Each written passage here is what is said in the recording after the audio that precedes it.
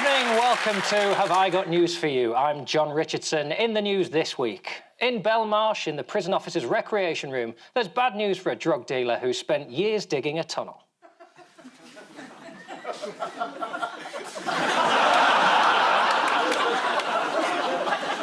In Thurrock, after a humiliating encounter with a neighbour's cat, one resident gets in training for their next meeting.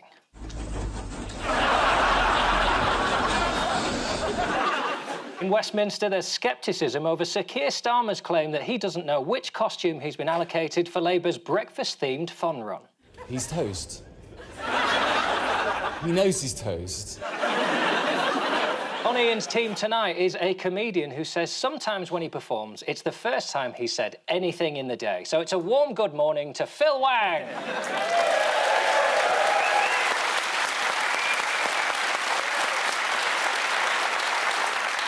And on Paul's team tonight is a broadcaster and Labour peer who says that the best advice she ever received was from her mother, who told her, life's unfair, get used to it. I couldn't agree more. So it's 2 points to Ian's team and a warm welcome to Joan Bakewell.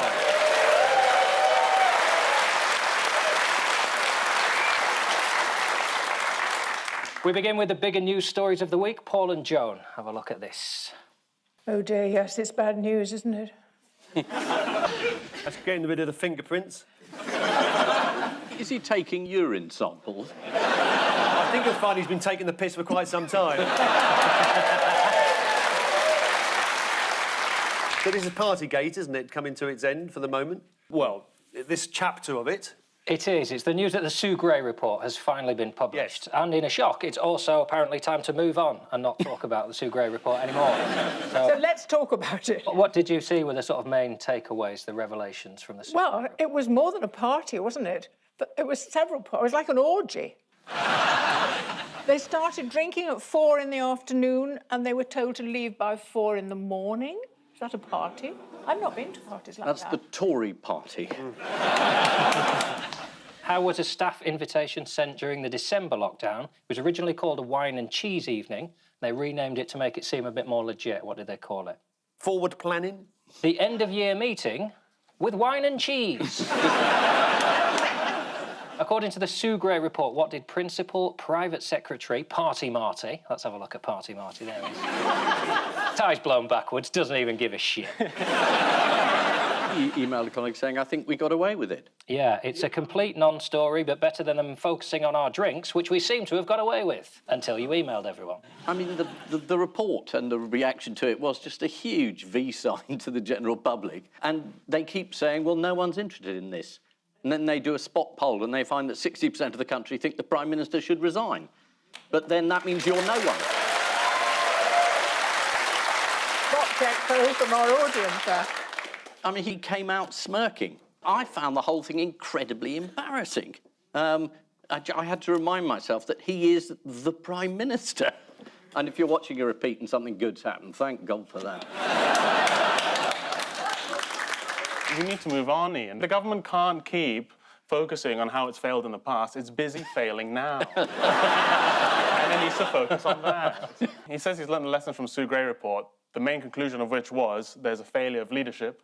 And so Boris has gone, right, message received. I will get rid of everyone except the leader. I think that should solve problems. I mean, it's a bit like treating a brain tumour by getting a haircut. You know what I mean? It's not... Martin Reynolds, who sent that email, he's the guy who organised the Bring Your Own Booze party. He is moving on. He's touted to be our new ambassador to France. Saudi Arabia. Oh. Good luck throwing a party there. The problem with this report is that we've been told you mustn't make any comment on this story until the Sue Gray report appears. And then it appears, and then the Prime Minister says, well, it'd be quite wrong for me to comment on this report. Why?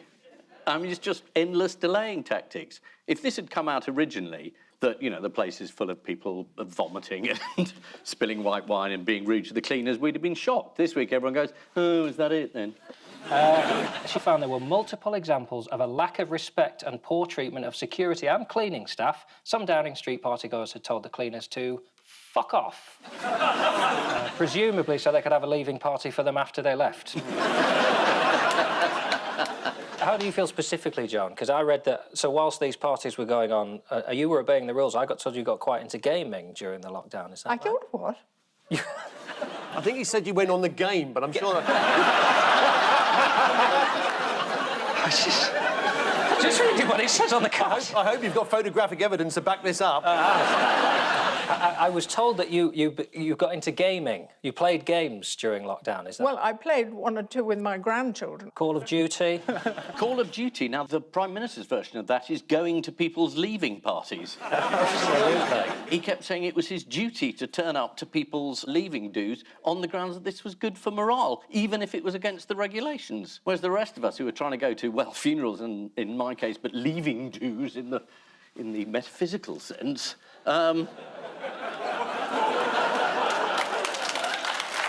we weren't allowed to go. Everyone says, oh, it's all about the booze and it's all about the parties, how Puritan. Forget about it. It's just the fact that they made the rules and we stuck by them and he didn't. I mean, that is still the point.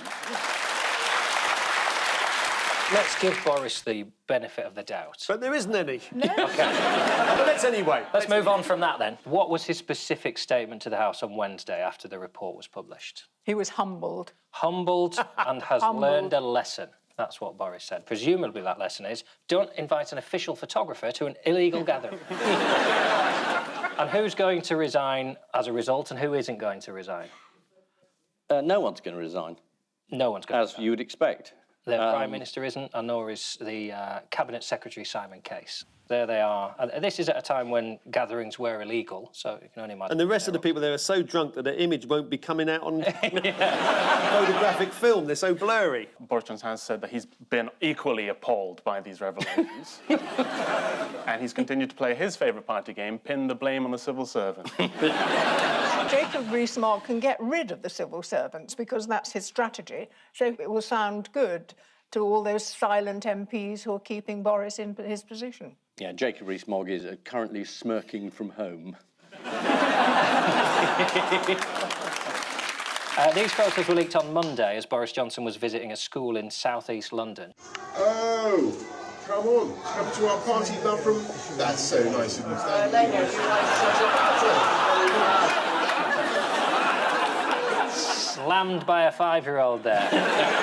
Let's remind ourselves of the one person who has resigned, and here they are. Is cheese and wine all right? No. It was a business meeting. I'm joking. Is this recorded? His fictional party was a business meeting. I can understand how infuriating it must be to think that the people who have been setting the rules have not been following the rules, Mr. Speaker, because I was also furious to see that clip.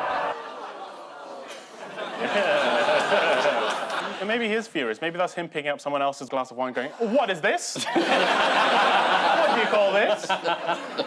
He's apologised. He's taken full responsibility. He reminded the House that over a period of about 600 days, gatherings on a total of just 8 days have been found to be in breach of the regulations, and these in a building that is 5,300 metres square. So the law was broken, but only 8 times, and in a very big building. So can we just move on? There are 70 million people in the UK. I've only murdered 2.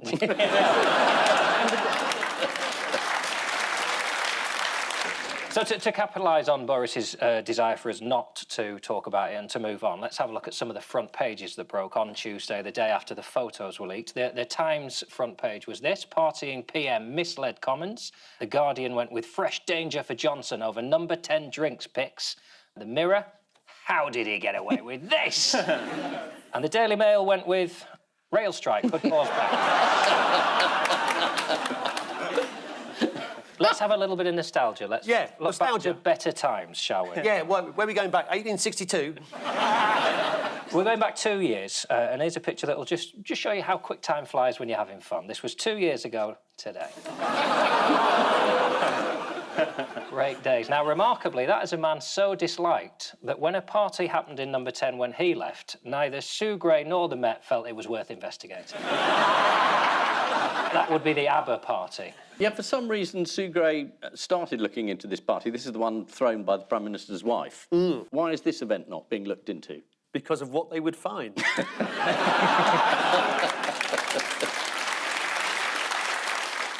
I guess since we're obliged for balance, let's have a look at a woman in Burnley telling us what she thinks about Keir Starmer.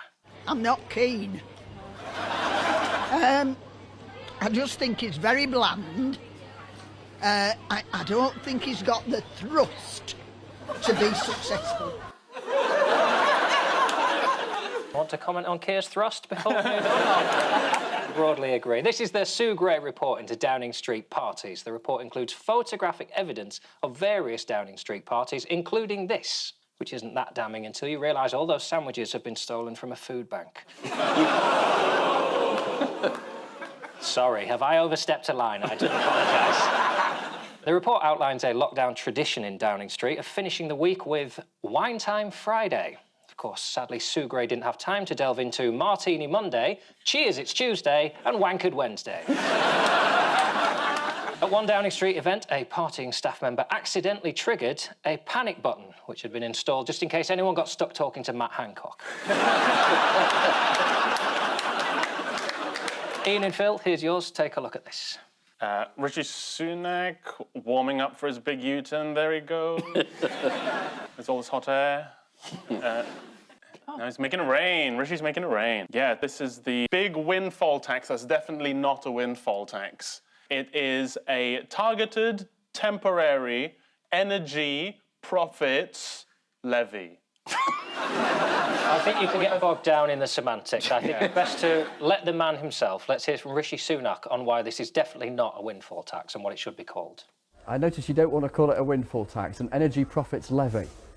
Well, it's a very specific levy that we've designed, which contains in it a very generous investment incentive. Come on, Chancellor, it's a windfall tax, isn't it? I think people can call it what they want. What I want people to get across But you won't call it a windfall tax. No, I mean, these are windfall profits, or they are extraordinary profits, and they will be taxed, but through a new levy that will also include an investment incentive. And I think this is a really important point to get across. So perhaps you'd like to apologise. It's not a windfall tax, it's a tax on windfall profit. Yes. And this is not a U-turn.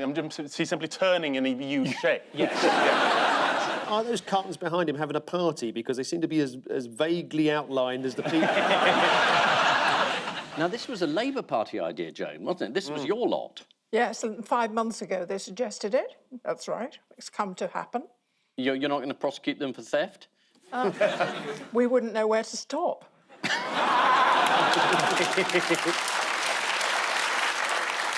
There was a time when Boris described something, when you wanted to distract from bad news, he called it a dead cat. It didn't, he said, throw a dead cat on the table and it would change the narrative. And this is what the windfall tax is, a dead cat to take us away from the Sue Gray report. It's very effective. It's also, I think, Rishi Sunak realising that he was very, very popular as Chancellor when he gave people a huge amount of money during lockdown. And then after lockdown, he stopped doing that. And then they didn't like him very much. And now he's thought, I know what I can do. I'll give them a great deal of money. Yeah, Rishi! He's very much got the energy of a divorced dad on the weekend. He's like... you know, does Keir Starmer let you have sweets in the bath? I don't think so. Why else has the timing for Rishi Sunak been slightly problematic this week? What's happened to him in the news? Well, he made the Sunday Times rich list. He came in at number 222. So everybody knows how rich he is. 780, is it billion or million? Million, probably, I would I imagine. think million is enough. I would have thought so. I think so. That'd see you through to Christmas, wouldn't it? You made me feel quite sorry for him there. When it was billions, I thought, oh, he's lost a lot of money recently. Yes, in the midst of the worst cost of living crisis for 40 years, it was announced that he and his wife have made it onto the Sunday Times rich list for the richest 1,000 people in Britain. So I thought there'd be applause there. I guess we're just not glad for people anymore. Rishi and his wife are worth £730 million, plus they'll get £400 energy relief. So the rich list actually measures land, property, investments, cars, and of course racehorses. Who hasn't got a few of them knocking about? But it doesn't count the most important wealth of all, friends. Well, that's not very good for me. Where does the Sunak wealth as a couple, where does that come from in the main? From her. From his wife. 690 million of their wealth comes from her shares in her father's Indian tech company, the somewhat sinister named Infosys. What's her stake in that company that brings her that much wealth? Oh, it's really small. It's like 0.9%. I'd love to give it to you, Phil. It's 0.93. Could have given you that, but I just love to be a dick. So that brings her 690 million. And in her defence of that money, she does invest in some UK companies. So she is an investor in New and Lingwood, who make school uniforms for Eton. It's sort of grassroots development, really trying to give people a leg up. Rishi Sunak has said it's going to be difficult to tackle the root causes of the cost of living crisis, but where we can act, we will. So what vital scheme has he spent £500,000 on? Publicity, PR. Focus groups to sort of work out what people think about what the government is doing. I don't even know how you spend 500,000 on polling for the Treasury. It's like, do you think the Treasury is good at saving money? Etch your answer into this slab of gold. They've given money to a number of different research firms, such as Delta Poll. They're founded by three men called Boone, Flatters and Twyman. So, moving on, Culture Secretary Nadine Dorries. Did you see her latest interesting interpretation of the data relating to the privatisation of Channel 4? She said that a recent poll found that 96% of the British population are in favour of Channel 4 being privatised. It turns out she's correct with the number, but in the opposite way. It's actually 96% of the population are against the privatisation of Channel 4. It's an easy mistake to make. She actually managed to dig herself into an even deeper hole. Let's see what happened. But I think what is a more important figure, actually, is that in public polling, 53% of the public were not aware that Channel 4 was state-owned, and they thought it was already owned by a private company. Yes, that's quite a vulnerable issue, I think, for you, since my colleague here had to explain that to you at the last session.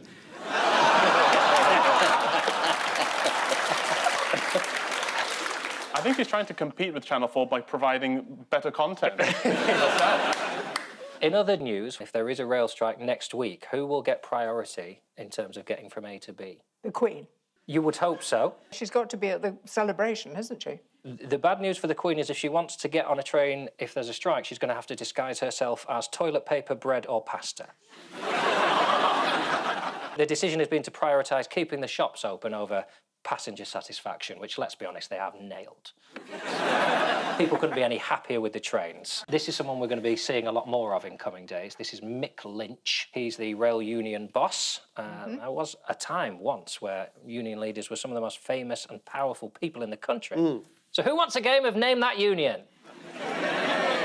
Well, we're doing it anyway.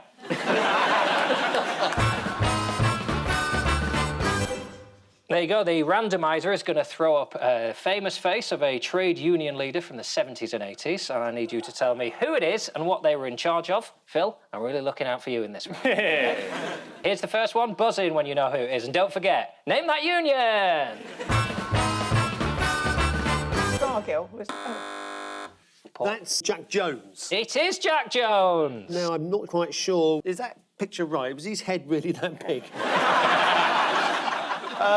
I can imagine that his union was the oversized hatters. I don't know, was he electricians? Can't remember.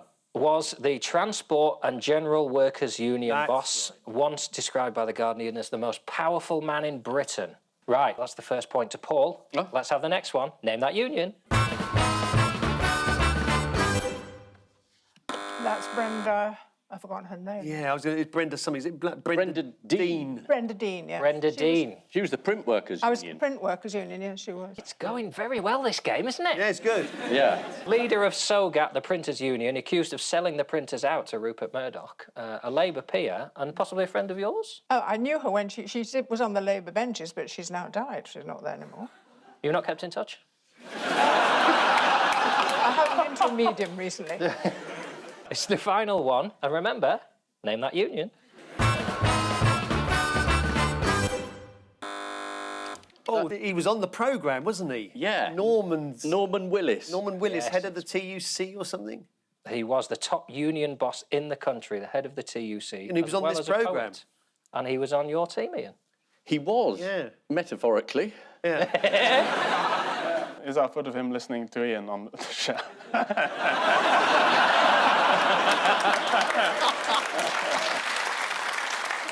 Let's have a look at Ian sat next to Norman Willis.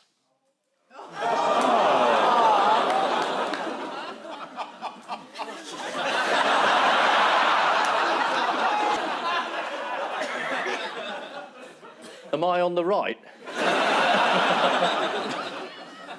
There you go. That's the end of that round. Yeah.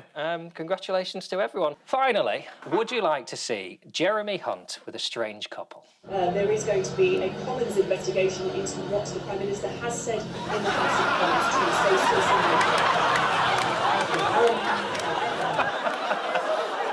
to Cozying up to the Morris dancing lobby again, I guess. This is the news that the government has U-turned on the windfall tax. Also this week it was revealed that according to the Sunday Times Rich List, the Sunaks are the 222nd richest people in the United Kingdom, just below the couple that run the off-licence at the end of Downing Street. Appearing in front of a Commons Select Committee, Nadine Dorries revealed that she has a Netflix account. Not quite sure why she needs it. If she wants to see Stranger Things, she can just FaceTime Michael Gove.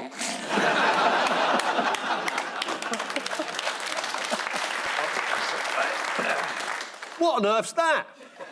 Well, I'm glad you asked, Paul. Yeah. It's time for the human dynamo of news. Wow. Fingers on buzzers, I bet team. the special effects are going to be well worth it. Oh, you brace yourself, mate. Yeah. Stand back. We should all have goggles on, really. Yeah.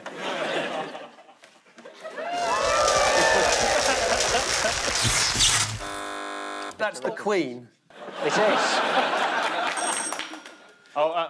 As part of the Jubilee celebrations, some towns are becoming cities. Absolutely. It's the news that 8 towns have been upgraded to cities as part of the Jubilee celebrations. The new cities are... Milton Keynes, Bangor. Bangor in Northern Ireland. That's a place, not an instruction. Oh, Douglas on the Isle of Man, Stanley in the Falklands Islands, Milton Keynes, Wrexham, Dunfermline, Bangor, Doncaster and Colchester. What do they get now that they're cities? well, cathedral. You're meant to have a cathedral if you're a city. I don't think you get a free one, though. It's a trick question, really. They don't get anything. It's a bit of a waste of time, to be honest, and that is why the response of the people of Bangor was like this. So what do the people on the streets feel about the news? Bangor getting city status today, what's your thoughts? I think it's disgraceful if we got it, because there's nothing in Bangor, only charity shops. Can you have city status taken away? Can I? Yeah. I don't know if I have that power. Can you name a place which has applied 4 times to become a city and been snubbed every time? Swindon. Reading. Oh, Reading. Reading, it is. Reading has been rejected 4 times and, according to one commentator, is forever condemned to be just a really big town. Poor old Reading. And nothing for Stockport, Joan. You are Baroness Bakewell of Stockport. Absolutely. What about Stockport? Well, it deserves it. They didn't apply. They didn't. No. That makes it tricky. What can visitors to the newly appointed city of Milton Keynes look forward to? 2 vape shops. It's a great spot for fans of roundabouts, as it has 130. Does it? More bridges than Venice. Blimey. I know. Go there now. Didn't know that. It's also the UK base of WD-40. You can visit the WD-40 factory where you open the door and slide right through to the exit. Cracking day out. In other Jubilee news, what is the bad news for organisers of street parties? All the booze has been bought by number 10. There isn't any left. It's not the booze, it's the bloody paperwork. One pensioner in Hemel Hempstead, set to organise a knees up, was sent 23 pages of guidance for organising a street party, including recommendations on drawing up a county... Can't you just put a table out of the front door and a few sandwiches? What, for the terrorists? There we are. Look, there's ham and cheese there. Leave us alone. Go on there. Look. Crisp there. Michael Gove has written to all local councils asking them to minimise bureaucracy for the Jubilee, or in his words... Calm down. In other royal news, where was the Queen spotted this week? Chelsea Flasher. She was. Let's have a look at her there.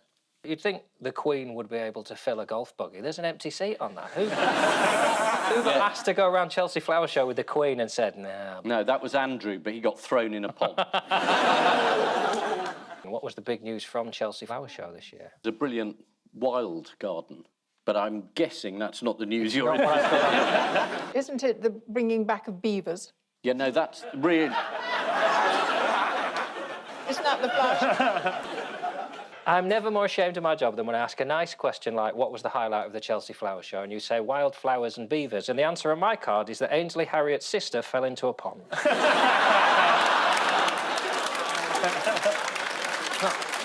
No, it was the talk of the flower show, I have to say. She had to be rescued. Gloucestershire Live were quick to point the finger with this cryptic headline. Nick Knowles present as woman almost drowns at Chelsea Flower Show. This is news that to celebrate the Queen's Jubilee, 8 new cities have been created. One of the judges said he was so impressed by Milton Keynes' sophisticated grid roundabout that he would definitely be back to visit the city as soon as he's managed to leave it. Fingers on buzzers, teams. Here's the next one.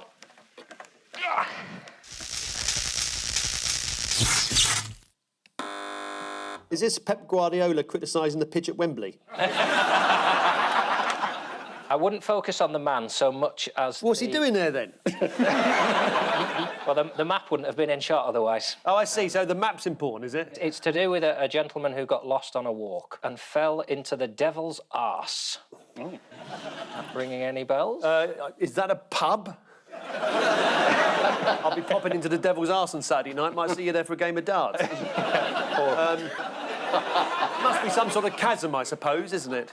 It is, yes. It's a cave in the peaks. A gentleman was on his way to a comedy gig, which was inside Peak Cavern, which is otherwise known as the Devil's Arse. Yeah. When he slipped off a ledge and tumbled down and managed to grab a tree and break his fall. Was Nick Knowles nearby when this happened?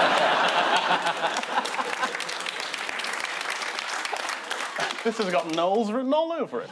Staying with the subject of troublesome arses, which rumour had Australia's outgoing Prime Minister Scott Morrison been unable to shake off during his election campaign this week? He did a shit in a McDonald's. Yes, he did.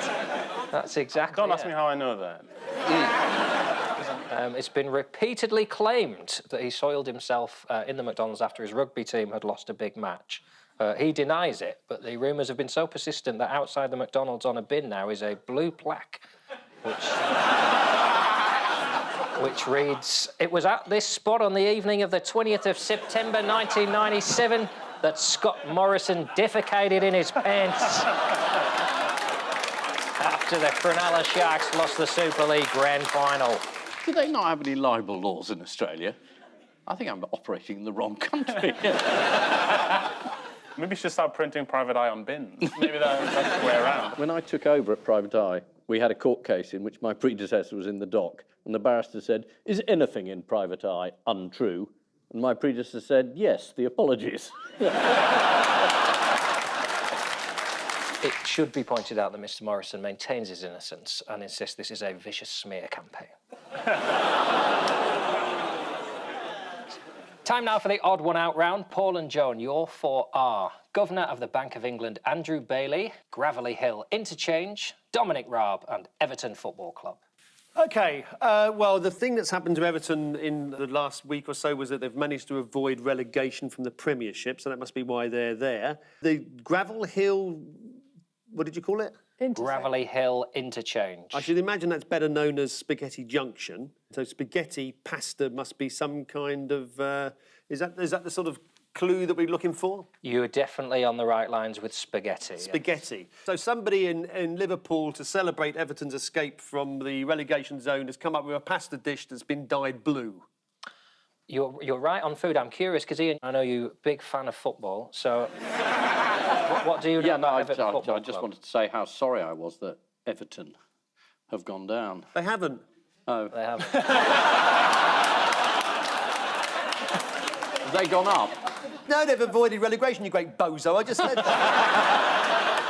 Not just pasta. What do you know about Everton Football Club? If I asked you their The Toffee nickname, Men. The Toffees. People's nicknames. Nicknames, yes, yes, yes. They're known as the Toffees due to the high proportion of upper-class people who play.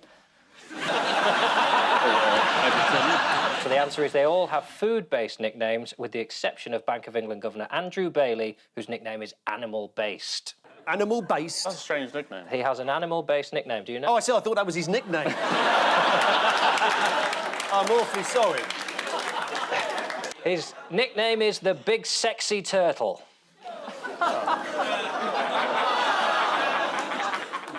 Did he give himself that nickname? His nickname was given to him by his predecessor, Mark Carney, after an article in the Financial Times likened Bailey's slow decision-making to the mating habits of Galapagos tortoises. He's also very cool under pressure. He helped his wife fight off a grizzly bear that had found itself in their Idaho holiday home in 2007. How exactly did he help his wife fight off a grizzly bear? He gave a With a brief fire lecture on extinguisher. macroeconomics. Fire extinguisher lecture. And the bear was just so bored. Fire extinguisher's a good answer. Yeah, I mean, Ian, depressingly, you're closer. According to the BBC, Bailey provided moral telephonic support. To the bear? To his... So his wife was in Idaho with a grizzly bear. He was in London, where he was trying to halt the collapse of Northern Rock. But he was very calm on the phone as Northern Rock collapsed and his wife was eaten by a bear. In other dangerous animal news, who wants to see a news report from 1988 about a Belfast man who kept an alligator in a pub? In a pub? In a pub. Right, yes. Here we go. Behind the outwardly normal facade of the Swiss chalet pub, there lurks a man-eater. Well, a future one at any rate. His name is Fred, and he was brought to the north by Pat McNamara, a man with a taste for exotic pets. And I says, I for laugh, get us an alligator or crocodile, or something like that there. And about a week after, he rang me up and he says, I've an alligator for you, and I says, aye. Well, at first I didn't mind. He was small. But he's just getting so big now that I don't trust him. And if you thought we were joking about it being a man-eater, what about this for a mouthful?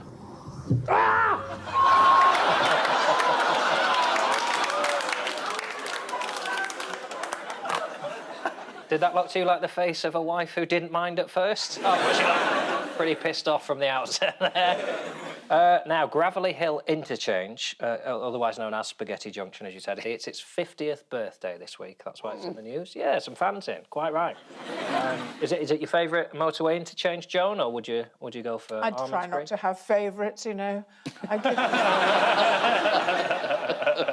I love them all equally. Everton Football Club, known as the Toffees. As you correctly pointed out, they avoided the drop this week. Somewhat controversial, however. What have other teams been accusing Everton of? Oh, they've got more money than they should have, according to the FA rules? Yeah, they're accused of losing more money than the rules allow them to. Under financial fair play regulations. Sounds really exciting, doesn't it?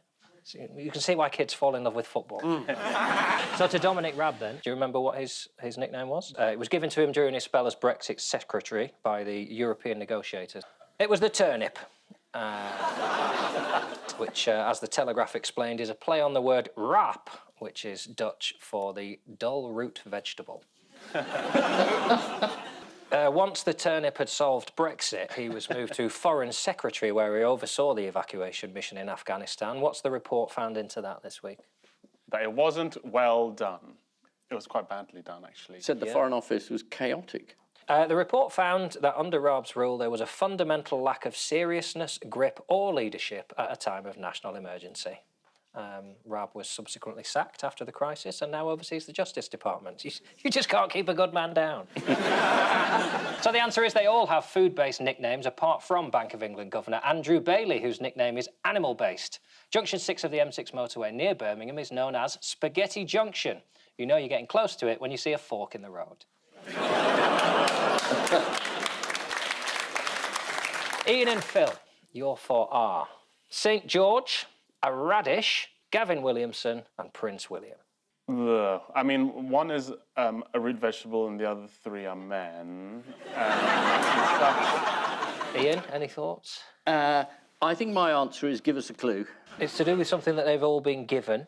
Prince William, specifically very recently, he's been given something to celebrate his 40th birthday. Oh, has he been given the Order of the Garter? No. No, not quite that good. I'm going to have to tell you. Yeah, tell us, yeah. They've all had a national day in their honour, with the exception of Prince William, who has had a coin minted in honour of his 40th birthday. Is it the £5 coin? It is the £5 coin. It's a gift from his grandma. She's given him £5, told him not to spend it all at once. Here is the £5 coin in question. Oh, wow. Oh, that's what you want when you appear on a coin. Ugh. Why have they broken with tradition and not featured him on it? It is a controversial image. Why has it caused controversy? More hair. Yeah. More hair, yes. But still nice to get a £5 coin. I imagine he'd have preferred the £12 million she gave Prince Andrew, but there you go.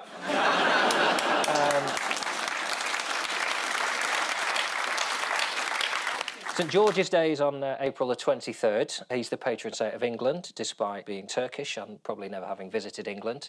In the famous story, he kills a dragon, impales it on a long lance, and gives a Turkish chef the first idea for a kebab. St George, as you correctly pointed out, Ian, is also the patron of the Most Noble Order of the Garter, which is the highest order of chivalry. What's controversial about this year's Garter Day procession to be held on June the 13th? Well, one of the chivalrous Knights of the Garter wants to turn up. Yes, who is this? Prince Andrew. He's determined to appear. He is. Well, he's done a good job so far of keeping a low profile after paying millions of pounds to a woman who accused him of sexual abuse. So here's what he's planning to wear to the procession. It's going to sweat in that.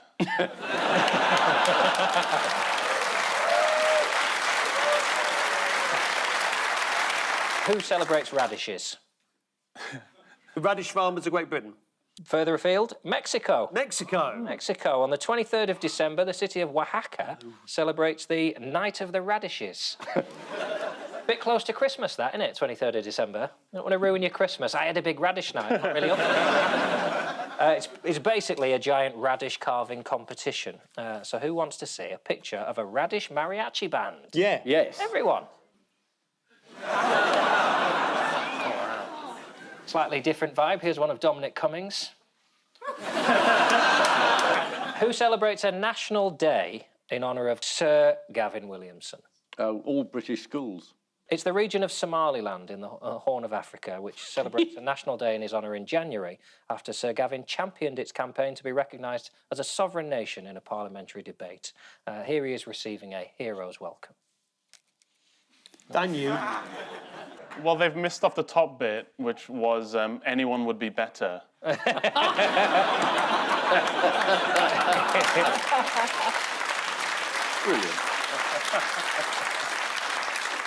Time now for the Missing Words round, which this week features as its guest publication, Materials Recycling World. And we start with, children who choose to recycle are rewarded with what? The same prize as last year. Yeah. Children who choose to recycle are rewarded with an in-depth video showing the plastic recycling process. Next, what left panicked after spotting a Welcome to Luton sign? Heathrow passengers. Oh, so close. Go south, round the M25, about 10 more junctions. Gatwick. Air passengers at Gatwick Airport is bang on. A prankster sparked panic amongst air passengers destined for Gatwick, 60 miles from Luton, by putting the following sign in a field near the airport.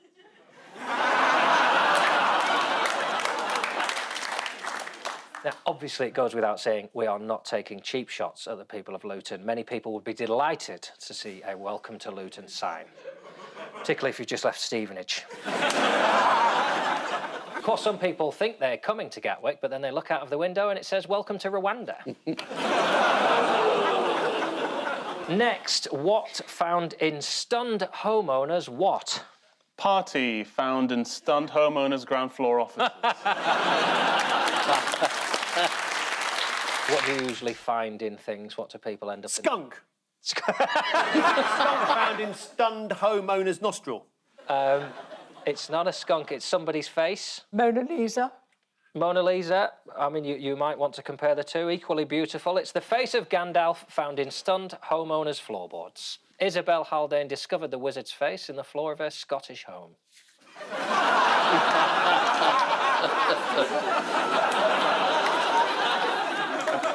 That's Gandalf the Grain.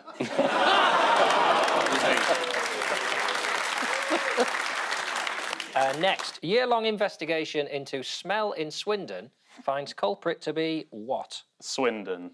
Any more guesses? Joan? From Bristol. Oh, that would be a lovely slam. You'll kick yourselves, as will the people of Swindon. Rubbish dump. Rubbish processing plant. Bang on. There we are. Bang on. So there's a bad smell, and it takes a year to work out it's coming from the local dump. Who's running that investigation? The Met Police. Next, studying men's underpants is what, says Alan Greenspan? No way to read a horoscope? It is to do with the future. It is to do with the future. Yeah. You'll need to change these tomorrow. Predicting something in particular. Inflation rates. Very close. A good way of predicting a recession. Recession. Is it? Alan Greenspan, the former head of the US Federal Reserve, said that men tend to avoid buying new underwear if a recession is coming. Or they're single. I think there's a lot of things people stop buying in a recession. It feels like he's picked on... I imagine people stop buying avocados during a recession, and he's really nailed in on the underpants. Have to be a pretty serious recession.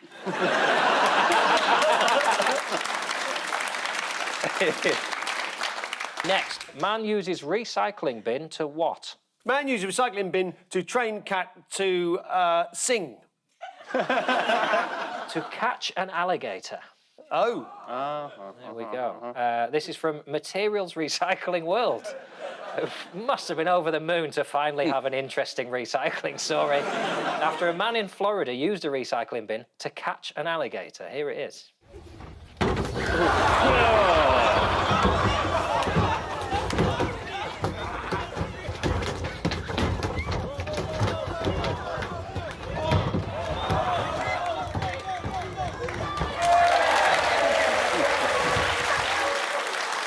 But that's not the end of the story when the recycling man comes round on Monday. Special thanks, of course, to the guy filming it, offering what I believe we call moral telephonic support. Catching an alligator. So the final scores are Ian and Phil have 5, Paul and Joan have 5.